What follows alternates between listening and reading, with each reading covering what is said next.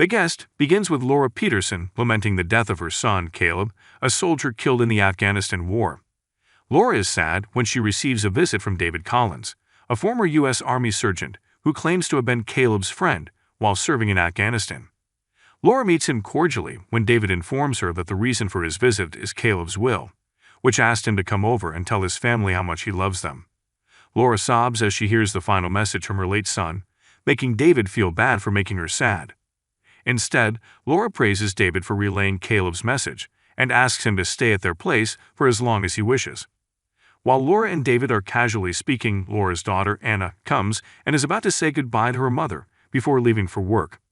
Laura introduces David to Anna before leaving the house. Meanwhile, Caleb's younger brother, Luke, is still attending school. Luke is a shy student with no friends, thus he is often the subject of bullying by his classmates. Before leaving for home, Luke's bullies throw his face into the school locker. When David returns home, he introduces himself as Caleb's friend to Luke and attempts to get to know him. David asks Luke a question after noticing the tiny bruising on his face, but Luke lies, claiming that he inadvertently hurt his face while playing football. Spencer, Laura's husband, soon arrives home. Spencer, like Laura, warmly welcomes David and allows him to stay in their home for as long as he likes.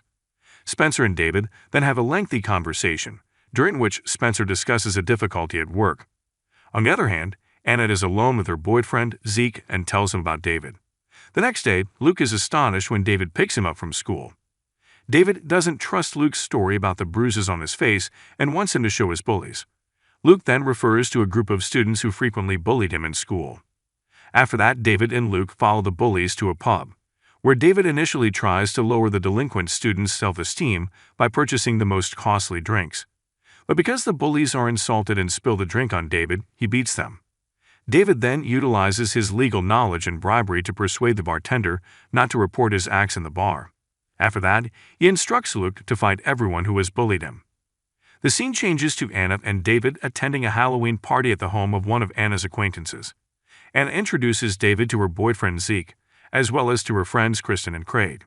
Because David makes a good impression on Anna's pals, they immediately become friends. Kristen's ex-boyfriend appears in the middle of the party and causes a scene because she refuses to associate with her ex-boyfriend, who is always unpleasant to her.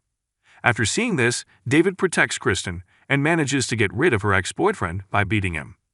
Kristen, inspired by David's noble efforts, leads him to her room, where they have some fun. After talking with Kristen, David approaches Craig and asks where he may get a gun. Craig inquires as to the purpose of the rifle, but David responds that he is a soldier, and soldiers enjoy firearms. Craig says he knows someone who used to sell guns and could introduce David to him. Craig then instructs David to prepare the money. After scheduling a meeting with Craig and the gun dealer, David and Anna return home. On the walk home, Anna offers to create a compilation CD for David. The next day, Anna overhears David on the phone and feels uneasy about their talk. Anna, who begins to distrust David, then searches for information about David Collins, who now resides in her home. First, she phones the military installation to verify David's identity. The military promises to examine David Collins and share the findings with Anna. Following word from David Collins, a private corporation called KPG, directed by Major Carver, creates a special forces team and proceeds to the Petersons' home.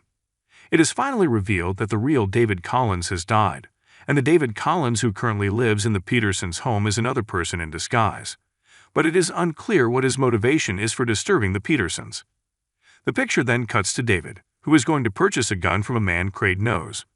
Craig is there to keep him company. After displaying the money, the gunman hands David a few pistols and instructs him to try them one by one. But, shockingly, David has no intention of purchasing the pistol. He kills both the gun dealer and Craig before taking all of the firearms for himself. On the other hand, Anna learns via the military base that the David Collins living in her current home is not the real David Collins, who has died. Anna quickly informs her parents about David Collins, but they do not trust her words. She then plans to substantiate her suspicions about David by swiping his smartphone and photographing a list of phone numbers that he has lately contacted. Following that, Anna receives a call from Zeke, who informs her that Craig has been slain and blamed on him. On the other hand, it is finally revealed that Spencer's boss at work has died inexplicably, giving him the promotion he has always desired. Anna confesses David Collins' name to her family in the evening, just before the entire Peterson family, including David, sits down to dinner. However, David persuades Laura and Spencer with his charming words and shows them his soldier identification necklace. Laura and Spencer ignore Anna's remarks and believe David's statements even more, which annoys Anna and drives her to uncover all of David's flaws. When Anna drops Luke off at school the next day, she asks her younger brother to find out what number David dialed on his cell phone. Meanwhile, David, who is assisting Laura in drying the clothes, enters the house to retrieve the remainder of the laundry. After David departs, Major Carver and his special troops approach Laura and inquire about David. Laura mentions that David is in the home, and David, anticipating Carver's arrival, assaults them right away. A shootout between David and Carver's special soldiers is unavoidable. Carver tries to defend Laura, but she escapes into the home instead. David takes a gunshot wound to the thigh, but he swiftly bandages it and kills all of the Special Forces members save Carver. David encounters Laura, who is hiding in the kitchen. She appears perplexed by the individuals who want to kill him and questions him about it. But David doesn't respond to her question. Because his cover has been compromised, he stabs Laura with a kitchen knife before driving away. On the way, David's vision is obscured by dust, forcing him to collide with Spencer's car, which is driving home. He then fatally shoots Spencer in the head. Carver, who is still after David despite his car tire blowing out, discovers that the automobile David is driving has been in an accident, but his whereabouts are unclear. Carver then discovers Spencer has died in the collision. He then begs a passing motorist to give him his car because he needs to pick up Anna and Luke and assure their safety before David finds and kills them. Carver promptly picks up Anna from the restaurant where she works. He confesses his identity to her and tells her about the death of her parents, who were murdered by David. Carver then discloses that David is a test subject in a military medical experiment, and he has been programmed to kill anyone who threatens his identity. He is unlikely to stop, even if he wishes to. Anna, saddened by the murder of her parents, quickly contacts her younger brother, who is planning a Halloween party at his school. Soon after Carver and Anna leave the restaurant, David arrives in a car. He questions Kristen about Anna's location, but then shoots her and blows up the restaurant where she works with a grenade since Kristen appears suspicious. Finally, David rushes to the school to assassinate Luke. Carver and Anna, on the other hand, arrive at Luke's school before him and enter a haunted house built up for Halloween, where they eventually discover Luke cleaning the area. Anna instantly hugs Luke, relieved that her brother is fine. But then all of the lights go out and music plays, which is David in the audio room, playing the collection CD Anna gave him. David has also turned off the lights and plans to kill everyone on the spot.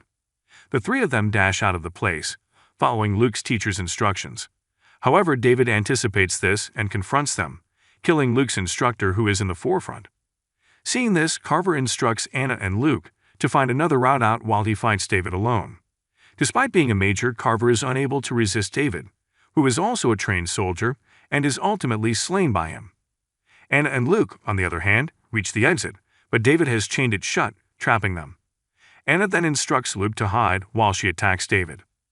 Luke initially refuses, but Anna informs him that their parents were slain by David, and she plans to exact revenge. Finally, Luke obeys his sister's wishes and hides, gripping the knife David gave him just in case. Long story short, Anna confronts David and shoots him with Carver's gun, but David recovers and attacks her from behind before stabbing her in the leg. Anna collapses to the floor, and David attempts to strangle her. She tries to aim the rifle at David, but it misfires and breaks the light, causing a fire. Luke is concerned about his sister and arrives to assist Anna. He instantly stabs David twice with a knife, freeing Anna from David's hold.